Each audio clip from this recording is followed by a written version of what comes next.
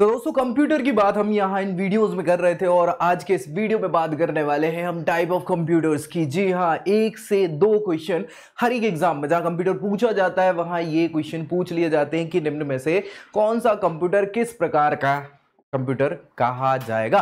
तो आज सारे प्रकार के कंप्यूटर हम यहाँ डिस्कस करने वाले हैं, चाहे वो सुपर कंप्यूटर की बात हो, मेन फ्रेम हो, मिनी हो, माइक्रो हो, लैपटॉप, डेस्कटॉप, पाम टॉप, जितने भी नाम आपने सुने हैं सब पे हम यहाँ डिस्कस करने वाले हैं। तो बिल्कुल आखिर तक इस वीडियो को देखना है और दोस्तों को भी शेयर कर देना है ताकि उनका भी भला हो जाए। साथ ही साथ चैनल सब्सक्राइब कर लेना है ताकि सारी प्रतियोगी परीक्षाओं की तैयारी यही इसी चैनल पर सबसे पहले आपकी हो जाए। तो चलिए स्टार्ट करेंगे टाइप ऑफ कंप्यूटर्स के बारे में। यहाँ पे अगर हम बड़े लेवल पे बात करें, मतलब बहुत ही बड़े लेवल पे, वैसे तो अलग अलग प्रकार से कंप्यूटर्स को बांटा जाता है, लेकिन अगर हम मेन टाइप ऑफ कंप्यूटर्स की बात करें तो 3 प्रकार से कंप्यूटर को यहां हम बांट सकते हैं। कैसे कैसे? एक तो कंप्यूटर जो कि एप्लीकेशन पे बेस्ड होते हैं। किस पे बेस्ड होते हैं? एप्लीकेशन बेस्ड कंप्यूटर सबसे पहले।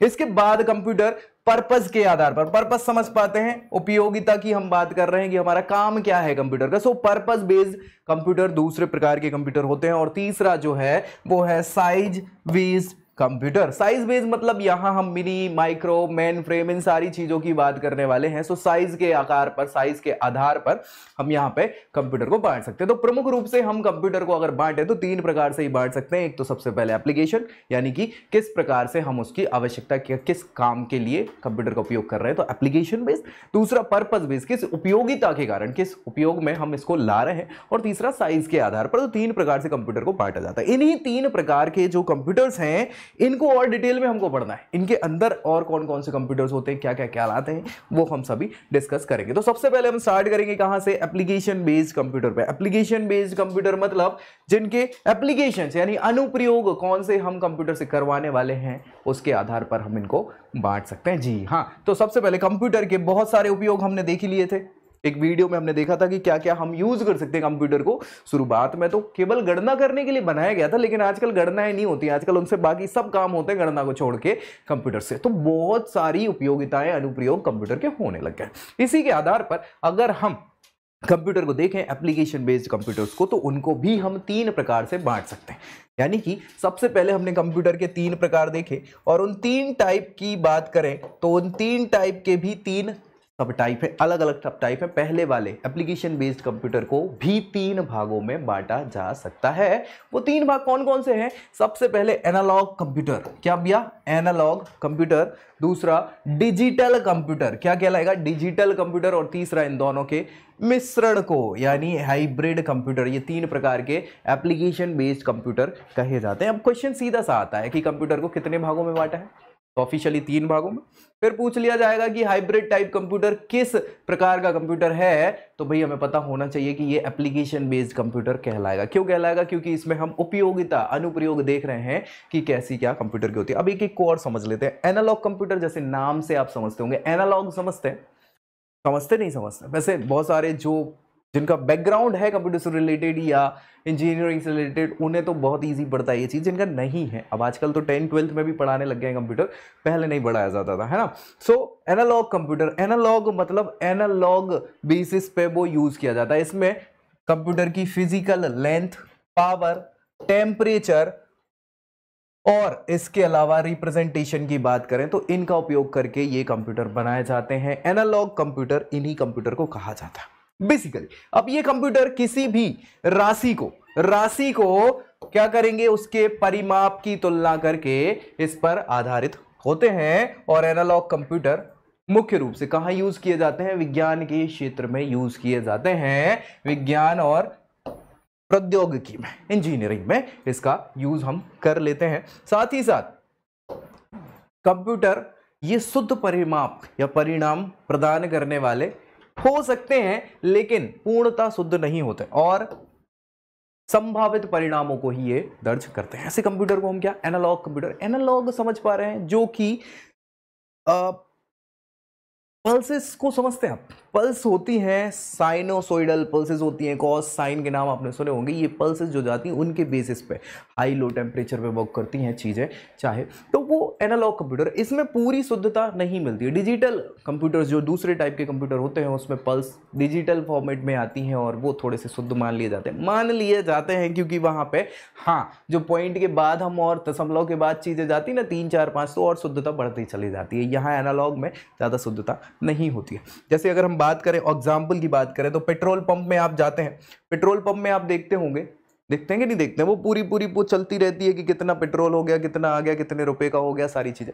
तो पेट्रोल पंप में एनालॉग कंप्यूटर पंप से जुड़ा हुआ होता है और उससे पेट्रोल निकाला जाता है। उसकी मात्रा क्या करेंगे कि देखेंगे 1 लीटर पेट्रोल हो गया, 2 लीटर हो गया, कितने रुपए का कितने लीटर आएगा, वो सारी चीजें उसमें शुद्ध रूप से दिखाई देता है। लेकिन कई बार अगर बिल्कुल विशुद्ध परिणाम हमें देखने पड़े तो वो थोड़ी समस्या। आजकल तो ये पेट्रोल पंप वाले भी कंप्यूटर कैसे डिजिटल हो गए, सच्चाई तो ये है। अब एनालॉग कंप्यूटर्स जो हैं ना के बराबर ही मार्केट में आपको दिखाई देते हैं, है ना। स्क्रीन पर हमें सारी चीज़ें यहाँ पे दिख जाती हैं। दूसरे कंप्यूटर की बात करें यहाँ पे डिजिटल कंप्यूटर, तो जैसा नाम वैसा काम, डिजिटली आजकल सारी चीज़ें हो रही हैं और ये डिजिट्स पे वर्क करते हैं, इसीलिए इनको डिजिट बोलते हैं, डिजिटल, है ना। हाँ, वो डिजिट भी कौन सी, 2 ही डिजिट, या तो हाई या लो।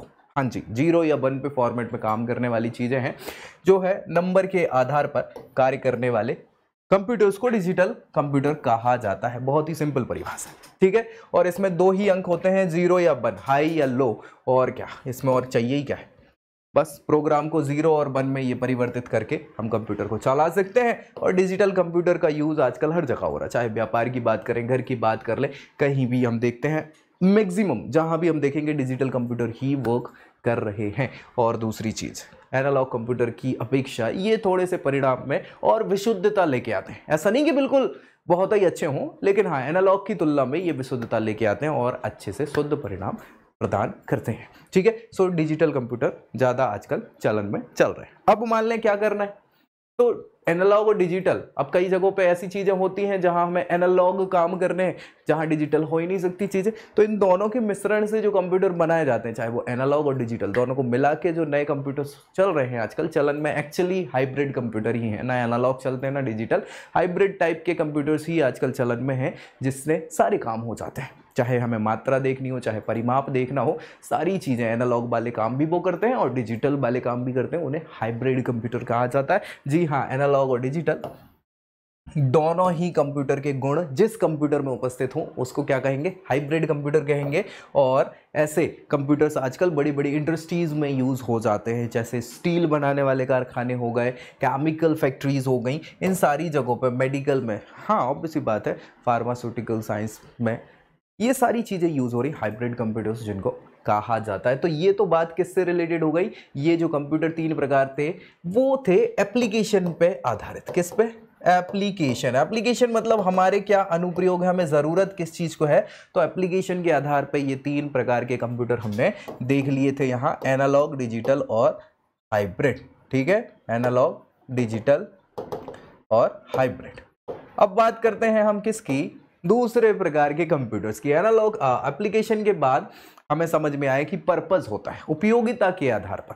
तो पर्पस बेस्ड कंप्यूटर कौन कौन से हो सकते हैं, सबसे पहले तो पर्पस की बात करें जिनमें कुछ उद्देश्य छिपा हो, उद्देश्य के आधार पर पर्पस बेस्ड कंप्यूटर होते हैं और इनको हमने 2 भागों में ही बांटा है। अगेन, एक तो जनरल पर्पस हो जाएगा, एक स्पेशल पर्पस हो जाएगा। एक मतलब जनरली जो हम काम में लेते हैं, उपयोग में लेते हैं, जनरल पर्पस, और दूसरा स्पेशली केवल उसी काम के लिए आधारित कंप्यूटर जो होते हैं वो स्पेशल पर्पस कंप्यूटर हो जाते हैं। और थोड़ा डिटेल में अगर देखें तो जनरल पर्पस में क्या है, कंप्यूटर में सामान्य उद्देश्य के कार्यों को करने के लिए हम इन कंप्यूटर्स का प्रयोग करते हैं। और इसमें क्या होता है कि जो सीपीयू होता है, सेंट्रल प्रोसेसिंग यूनिट होता है, या जो कंप्यूटर का दिमाग कहलाता है, तो वो क्या है, कम क्षमता वाला होता है, क्योंकि सामान्य कार्य को करना है, हमें बहुत कुछ नहीं करना है। हमें घर में पेंट करने के लिए जैसे पहले शुरुआती कंप्यूटर नहीं आते थे, तो वो कंप्यूटर्स जो है वो केवल जनरल पर्पस के लिए, कि बच्चों को सिखाना है बेसिक कंप्यूटर्स क्या होते हैं, सारी चीज़ें, तो उसके लिए हम जनरल पर्पस कंप्यूटर यूज़ कर सकते हैं। लेकिन स्पेशल पर्पस केवल हमें क्या करना है, हमें आकाश गंगाओं में जाके तारों की स्थितियों को देखना है, बड़ी बड़ी गणनाएं करना है, तो वो स्पेशल पर्पस के लिए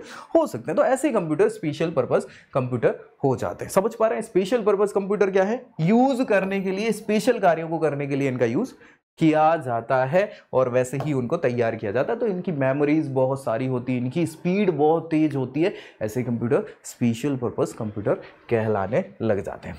ठीक है, अगर और थोड़ा सा इसमें डिटेल देखें तो इन कंप्यूटर में सीपीयू की ज्यादा जरूरत होती है, मतलब हाँ क्षमता ज्यादा हो, है ना। और इसके अलावा एक से ज्यादा सीपीयू भी इसमें अरेंज कर सकते हैं। संगीत संपादन करने के लिए स्टूडियो में मान लो हमें कोई, हाँ अभी अभी देखा होगा आपने नाटू नाटू गाना, ऑस्कर मिल गया भाई, ऑब्वियस सी बात है।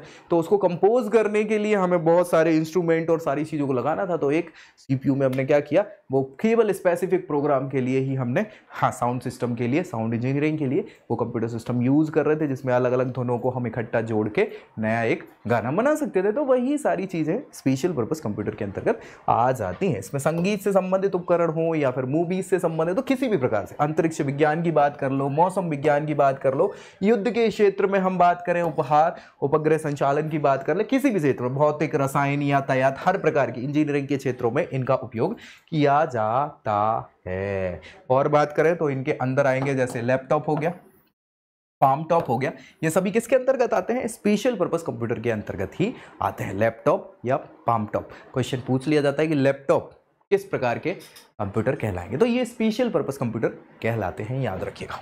चले, इसके बाद साइज के आधार पर कंप्यूटरों को बांटा जाता है।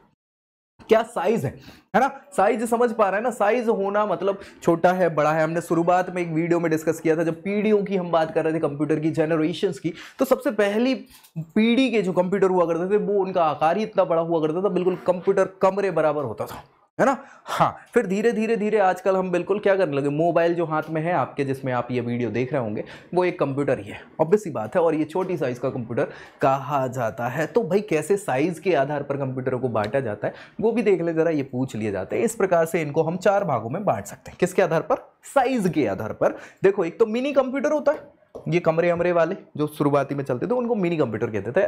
माइक्रो कंप्यूटर और छोटे होने लग गए, जो लैपटॉप वैपटॉप वगैरह, जो आजकल डेस्कटॉप लैपटॉप जिनको बोलते हैं, वो आपके यहाँ माइक्रो कंप्यूटर के तौर पे आते हैं। मेन फ्रेम कंप्यूटर, ये थोड़ा सा मेन फ्रेम होते हैं, ये बड़ी बड़ी कंपनीज में इकट्ठे लगाए जाने वाले कंप्यूटर। सुपर कंप्यूटर, ये बड़ी गणनाओं के लिए यूज होते हैं। तो ये 4 प्रकार के क्या है आपके साइज बेस्ड कंप्यूटर हो सकते हैं। एक एक को और डिटेल में डिस्कस करें तो मिनी कंप्यूटर, आपने नाम तो सुना ही होगा, ये सबसे पहले मिनी कंप्यूटर ही स्टार्ट हुए थे साइज के आधार पर। जैसे जैसे क्षमता बढ़ने लग गई, जैसे वैक्यूम ट्यूब के बाद आईसीज आने लग गई, मतलब देखो ट्रांजिस्टर में साइज तो छोटी हो गई थी, लेकिन आईसीज के बाद बहुत अच्छे प्रकार से उसको संलग्न किया जाने लग गया और अच्छे प्रकार के कंप्यूटर बनने लगे, छोटे प्रकार के। और फिर BLSI आने के बाद तो बात ही अलग हो गई, है ना। तो मिनी कंप्यूटर सबसे पहले अगर पूछा जाए तो PDP-8 नाम का ये कंप्यूटर बनता है, ठीक है। और $18,000 डॉलर की बात चल रही, रुपए की बात नहीं चल रही, $18,000 उस समय उसकी कीमत हुआ करती थी। और ये DEC ने बनाया, DEC कंपनी का नाम है, जिसको हम डिजिटल इक्विपमेंट कॉर्पोरेशन के नाम से जानते हैं, उसने इसको बनाया था। ये बात है भैया 1965 के आस पड़ोस की ये बात है, जब मिनी कंप्यूटर ये पहला बना था, ठीक है। कंप्यूटर के माध्यम से अगर हम देखें तो मध्यम आकार के ये कंप्यूटर होते, कौन से मध्यम, ना बहुत छोटे ना बहुत बड़े, क्योंकि शुरुआती कंप्यूटर बहुत बड़े हुआ करते थे और आजकल तो छोटे छोटे मोबाइल्स भी कंप्यूटर ही हैं, जैसा मैं बता रहा हूँ। तो ये मीडियम आकार के कंप्यूटर होते हैं, जिनको हम मिनी कंप्यूटर कह देते हैं। और माइक्रो कंप्यूटर से इनकी अधिक होती है, क्या क्या अधिक होती है, हाँ इनका खर्चा बहुत ज़्यादा होता है, इनकी वैल्यूज़ थोड़ी सी ज़्यादा होती है, कीमत भी ज़्यादा होती है माइक्रो कंप्यूटर से ज़्यादा, और व्यक्तिगत रूप से इनको हम नहीं खरीद सकते मिनी कंप्यूटर्स को, ठीक है। छोटे और मध्यम आकार के ये कंपनियां अलग अलग प्रकार से इनका प्रयोग करती है मिनी कंप्यूटर्स का, और एक से अधिक व्यक्ति इसमें कार्य कर सकते हैं। इसमें सीपीयू की क्षमता जो है वो ज़्यादा होती है, ठीक है भैया। मिनी कंप्यूटर हो गया। इसमें और देखें तो भैया स्पीड जो है माइक्रो कंप्यूटर से अधिक होती है, मेन फ्रेम कंप्यूटर से कम होगी, लेकिन ऑब्वियस सी बात है। और मिनी कंप्यूटर वो जो मीडियम स्तर की कंपनीज होती हैं वो यूज करती हैं, ठीक है। इसमें भैया मिनी कंप्यूटर की अपेक्षा क्या है, हाँ कार्य जो है ज्यादा होता है, क्योंकि मिनी कंप्यूटर में बहुत सारे लोग, सेंट्रल हब हो जाता है जिसमें सारे काम होते रहते हैं, मेमोरी और बाकी चीज़ों को लेकर डेटा प्रोसेसिंग की बात करें तो ये इंपॉर्टेंट हो जाता है यहाँ पे मिनी कंप्यूटर। और इसका उपयोग अलग अलग प्रकार से, जैसे हम एक एयरपोर्ट पे देखें तो आरक्षण तालिका, चलो IRCTC का नाम सुना होगा, रेलवे रिजर्वेशन। तो रेलवे रिजर्वेशन का जो पूरा काम होगा वो एक मिनी कंप्यूटर के अंतर्गत होता है, जिसमें अलग अलग प्रकार के लोग टिकट देने के लिए वो टिकट विंडोज़ होते हैं और वो रिजर्वेशन काउंटर और सारी चीज़ें होती हैं। तो वो सारा एक जो सेंट्रल इनका कंप्यूटर होगा मिनी कंप्यूटर के रूप में, उसको आप समझ सकते हैं। एक बड़ी कंपनी में जो मेन फ्रेम कंप्यूटर है उसके आधार पर। अब इसमें ये मत समझ लेना मेन फ्रेम में आ गया। मेन फ्रेम बड़ी बड़ी कंपनीज यूज़ करती हैं, उनका पूरा सेंट्रल हब होता है, बहुत बड़ा डेटा स्टोरेज होता है। बैंकिंग व्यवस्था में भी हम मिनी कंप्यूटर का यूज़ कर लेते हैं, जिसमें सारे का सारा डेटा एक जगह होता है और जितने एम्प्लॉयज़ हैं बैंक के वो सारा का सारा अलग अलग ब्रांचेस में क्या कर लेते हैं, अपना खाते का लेन देन और सारी चीज़ों पे अपडेशन करते रहते हैं। ये मिनी कंप्यूटर के अंतर्गत आने वाले कंप्यूटर। दूसरा है माइक्रो कंप्यूटर। माइक्रो कंप्यूटर जो है 1970 में इसका विकास शुरुआती माना जाता है और आविष्कार माइक्रो प्रोसेसर के आ जाने से हुआ। सच्चाई है, जब हमने देखा कि तीसरी पीढ़ी के कंप्यूटर आने लग गए, बल्कि चौथी पीढ़ी के कंप्यूटर हम इनको बोल सकते हैं, जब क्या हुआ कि हमने आईसी चिप बनाई और आईसी चिप के बाद इंटीग्रेटेड सर्किट में ही प्रोसेसिंग करके कंट्रोलिंग करके एक माइक्रो प्रोसेसर एक ही प्लेट पे बना दिया, है ना।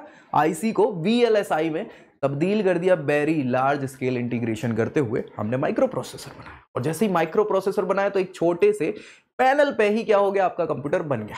अब बहुत बड़ा आपको कंप्यूटर की साइज रखने की जरूरत ही नहीं थी, सारी चीजें उसमें आ गई। लाखों ट्रांजिस्टर हो गए, चाहे रजिस्टर हो या कैपेसिटर हो, इन सबको इतना सारा लगाने की जरूरत नहीं, उसी चिप में सारी चीजें आ जाती थी। तो इसी को माइक्रो प्रोसेसर कहा और माइक्रो प्रोसेसर के कारण माइक्रो कंप्यूटर नाम हो गया। समझ पा रहा, बड़ा सिंपल सा नाम है। तो माइक्रो कंप्यूटर 1970 के जमाने से चलना लास्ट में बोल सकते हैं हम स्टार्ट हो गया।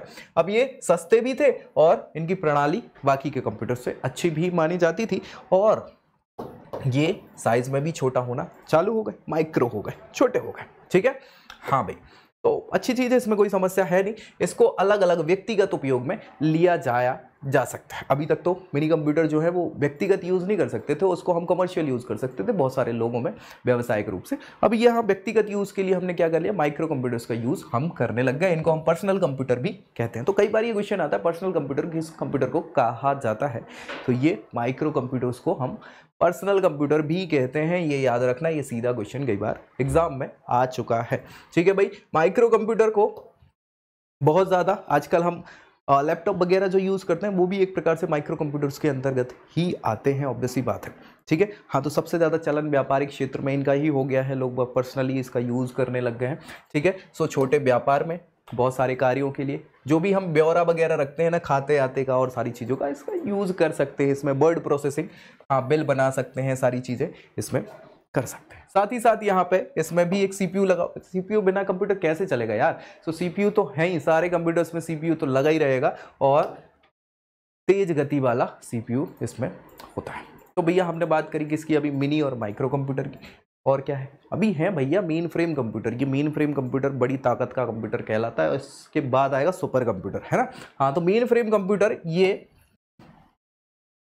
छोटे होते हैं आकार में, लेकिन इनकी क्षमता बहुत अधिक होती है। याद रखिएगा, क्षमता अधिक होती है और बहुत ही तीव्र गति से, बहुत तेजी से ये डेटा में प्रोसेसिंग करते हैं। जी हाँ, और बड़ी बड़ी कंपनियों, बैंकों के सर्वर, सरकारी विभागों में मेन कंप्यूटर, मेन फ्रेम, इसीलिए तो बोलते हैं मेन फ्रेम, ये मेन ही है कंप्यूटर, इससे ही बाकी का डेटा आपका आदान प्रदान किया जाएगा। तो मेन फ्रेम कंप्यूटर, ठीक है, ये होते हैं। और भाई इसके साथ 24 घंटे एक साथ बहुत सारे लोग कर्मचारी क्या है इस पे कार्य कर सकते हैं। ऐसे कंप्यूटर मेन फ्रेम कंप्यूटर्स चलाते हैं। मेन फ्रेम कंप्यूटर्स क्या है, नेटवर्क बना सकते हैं, माइक्रो कंप्यूटरों का जाल बना सकते हैं, कोई बात नहीं है, उसमें सारी चीजें हैं। और इसमें सारे प्रकार के बिल हो गए, नोटिफिकेशन हो गए, भुगतान इत्यादि हर प्रकार के कार्यक्रम किए जा सकते हैं, कोई दिक्कत है नहीं। कुछ नाम अगर आपको सुनना है तो IBM का 4381, ICL 39 सीरीज और CDC का साइबर सीरीज, ये कुछ नाम है मेन फ्रेम कंप्यूटर्स के, जो कभी कभार पूछ ले तो कि ये सीरीज किस कंप्यूटर की है,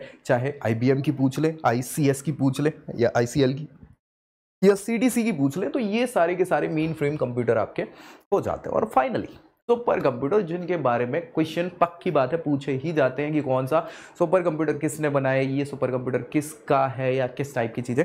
तो सुपर कंप्यूटर से हमेशा क्वेश्चन पूछा जाता है, इसीलिए इसको तो आपको देखना है, रट लेना है। अब सुपर कंप्यूटर आप समझ ही रहे हो ना, सुपरमैन का नाम तो सुना ही होगा, शक्तिमान का नाम सुना ही होगा ना। वैसे कंप्यूटर में शक्तिमान या सुपरमैन कौन है? यही सुपर कंप्यूटर है। जी हाँ, सारी शक्तियाँ इसके पास ही है, यानी कि ये हर प्रकार से कितनी ही तेजी में बात करें तो सबसे आगे है ना, गणना करने में सबसे आगे है ना, स्टोरेज में सबसे आगे, हर प्रकार में सबसे ज्यादा पावर किसके पास है? इसी कंप्यूटर के पास है, इसलिए इसको सुपर कंप्यूटर कहा जाता है। सच्चाई है, बड़ी बड़ी गणनाएं बड़े क्षण भर में इसको कर सकते हैं। ये कंप्यूटर सभी श्रेणियों के कंप्यूटर की तुलना में सबसे बड़े, सबसे ज्यादा संग्रह करने वाले, सबसे अधिक गति वाले कंप्यूटर्स होते हैं। इनमें सीपीयू जो है एक नहीं होता, बहुत सारे सीपीयू को इकट्ठा लगा के सीरीज में लगा के अलग अलग प्रकार से डिपेंड करता है। तो सीपीयू समांतर क्रम में जोड़कर कार्य किया जाता है, जिसे पैरेलल प्रोसेसिंग कहते हैं। क्या कहते हैं? सीरीज नहीं, पैरेलली, तो पैरेलल प्रोसेसिंग इसमें कहा जाता है। हाँ भैया, super computer non von Neumann सिद्धांत पर, नॉन वॉन न्यूमैन का नाम तो आपने सुना होगा, वॉन न्यूमैन बोलते हैं इनको, कॉन्सेप्ट पर आधारित होते हैं और इसी के आधार पर सुपर कंप्यूटर अलग अलग अर्थमेटिक लॉजिकल यूनिट, सीपीयू, इन सारी चीजों के अंतर्गत ही कार्य करते हैं और प्रत्येक एएलयू अर्थमेटिक लॉजिकल यूनिट में एक निश्चित कार्य करने के लिए निश्चित अर्थमेटिक लॉजिकल यूनिट होता है और ये एक साथ समांतर क्रिया करता है। तो ये भैया आपके सुपर कंप्यूटर है। सुपर कंप्यूटर का प्रयोग बड़े बड़े वैज्ञानिक शोध अनुसंधानों में, प्रयोगशालाओं में शोध कार्यों के लिए किया जाता है। अंतरिक्ष यात्रा के लिए, अंतरिक्ष यात्रियों को अंतरिक्ष में भेजना, मौसम की भविष्यवाणी करना, बड़ी बड़ी उच्च गुणवत्ता की एनिमेशन फिल्में बनाना, ये सारी चीजों का काम कहाँ है? हाँ, अलग अलग गणनाएं करना, प्रक्रियाएं करना शुद्धता के साथ, ये सारे काम किसके हैं? सुपर कंप्यूटर के हो जाते हैं और इनमें सुपर कंप्यूटर सारे काम कर सकता है। ठीक है ना भाई, कोई दिक्कत? बहुत अच्छा। भारत के वैज्ञानिकों ने भी बहुत सारे सुपर कंप्यूटर तैयार कर लिए हैं, जैसे परम 10,000, ये सबसे पहला और सबसे इंपॉर्टेंट हमारा सुपर कंप्यूटर और कई बार क्वेश्चन पूछ लिया जाता है। इसके अलावा और नाम देखें तो क्रे 2, क्रे, XMP24, NEC 500, ये सारे के सारे नाम किसके रिलेटेड हैं? सुपर कंप्यूटर्स के हैं जिनके क्वेश्चन पूछे जाते हैं। तो परम हो गया, क्रे हो गया, हाँ है ना, NEC हो गया। तो ये सारी की सारी चीजें। अब इनसे क्या काम हो सकते हैं सुपर कंप्यूटर से? तो बहुत सारे कामों में ये उपयोग किया जाता है, वैज्ञानिक शोधों में। इसके अलावा मैनेज करने में प्रोग्राम्स को, मौसम की भविष्यवाणी करने में और मौसम से रिलेटेड जितने भी डेटा है उनको स्टोर करके प्रोसेसिंग करने में इसका उपयोग किया जाता है। तो ये सारी की सारी बात हम कर रहे थे टाइप ऑफ कंप्यूटर्स की। हमने शुरुआत में देखा 3 प्रकार के कंप्यूटर थे, है ना, चाहे हम एप्लीकेशन की बात कर लें, एप्लीकेशन के बाद हमने पर्पस की बात करी, किसकी बात करी? पर्पस बेस्ड, और तीसरा साइज बेस्ड। तो ये बेसिक 3 प्रकार के ही कंप्यूटर्स होते हैं। एप्लीकेशन बेस्ड में हम गए और हमने 3 प्रकार के कंप्यूटर देखे, पर्पस बेस्ड में हमने 2 प्रकार के कंप्यूटर देखे, साइज में हमने 4 प्रकार के कंप्यूटर देखे। तो ये सारे के सारे टाइप आपको याद रखना है और दोस्तों में शेयर भी कर देना है और वीडियो अच्छा लगे तो लाइक करना है, चैनल सब्सक्राइब कर लेना ताकि सारी तैयारी आपकी यहीं इसी चैनल पर हो जाए। तो मिलेंगे अगले वीडियो में अगली जानकारी के साथ, तब तक के लिए जय Hind. I hope you like this video. For more such videos, keep watching our channel and do not forget to like, share and